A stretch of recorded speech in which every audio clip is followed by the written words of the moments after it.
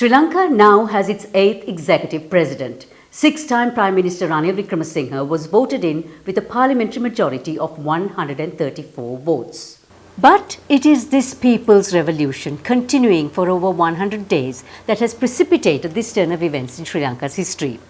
IT professional, actor and social activist Peter de Almeida has been one of those at the forefront for this call for change. And in fact, Peter has been protesting since the age of 15 about various things because he believed that people can make a change. The Aragalya, therefore, was his call to action. Peter, welcome to our Let's Talk segment on Kaleidoscope. Now, you've been at ground zero since those 100 days, but when it comes to what happened on the 9th of July, given the original intentions of the protesters, what was right and what was wrong? Now, 9th was, as you know, was a tremendous success. I mean, who would have thought that this all-powerful Rajapaksa brother, Gotabaya, would flee? And in that he represented a failed executive presidency. So that was what was. But if you are referring to wrong and talking about the burning of Ranil's house, now that is definitely something that we don't condone. And I don't think any of the real protesters were involved in that. So there's a lot of, speculation about what happened and all of that. Certainly we condemn it. But you see, even just before that, talking about violence, the police unleashed themselves on news people like you who were there to cover an event, and you saw that for yourself. So you see, sometimes there's provocation. But in spite of that, I would say that's not something that we condone. But by and large, the protests have been extremely peaceful. Now, 13th outside Ranil, we went there, the Prime Minister's office. The first thing they did was to clear the mess. Bare hands, pulling dirt out of mud.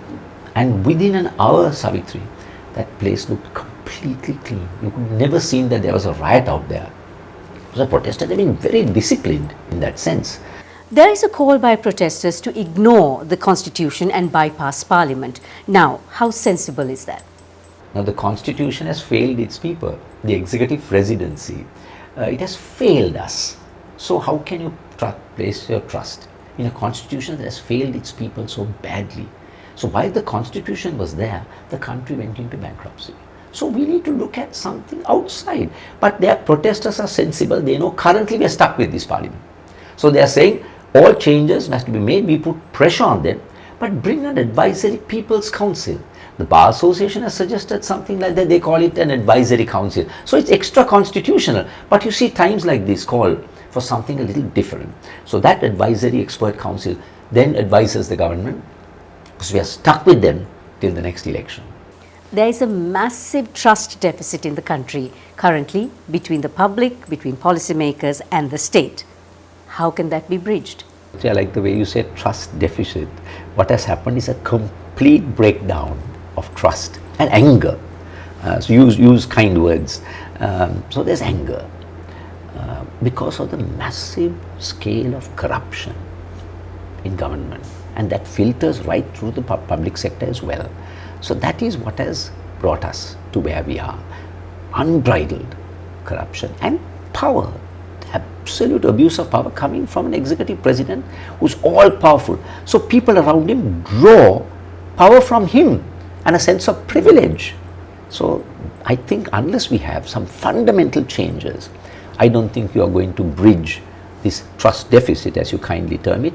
I would say confidence back in institutions of governance in this country. So what responsibilities lie with professionals and artists like you in ensuring that the end aim of the protests are not compromised? The protesters are not a homogeneous group.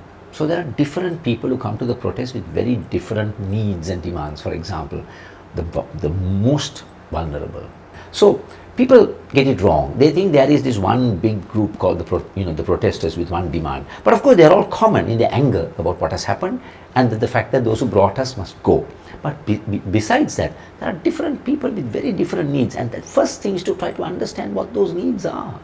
I am saying the role of the artist is to understand what the needs of the different communities are, so that we are very clear. When we make demands, we are making demands for the different communities of our people across our country.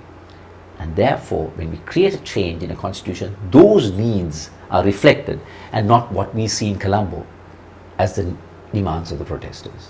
I do hope that system change comes, Yes. even if it means going through much worse than what we have right now. Thank you so much for shedding some light on everything that's been going behind the scenes. Thank you very much, Savitri, for having me on your show.